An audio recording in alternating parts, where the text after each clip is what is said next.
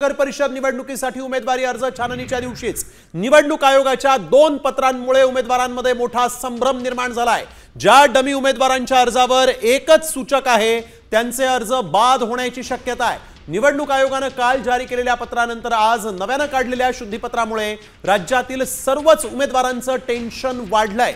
ज्या डमी उमेदवारांनी 5 सूचकांच्या स्वाक्षरीसह अर्ज दाखल केला असेल त्यांचेच अर्ज पात्र ठरणार आहेत।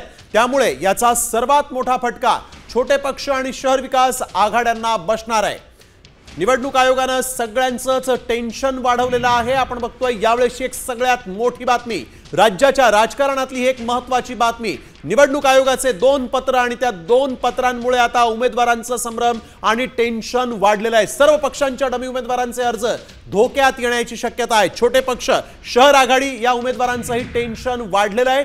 एक अतिशय महत्त्वाची बातमी आपण बघतोय। आता मात्र उमेदवारांचं टेन्शन वाढलेलं आहे, कारण यावेळेस निवडणूक आयोगाने जे पत्र जारी केलेलं आहे त्या 2 पत्रांमुळे आपण बघतोय उमेदवारी अर्ज छाननीच्या दिवशीच निवडणूक आयोगाने हे 2 पत्र समोर आलेत आणि यामुळे उमेदवारांमध्ये मोठा संभ्रम निर्माण झालाय।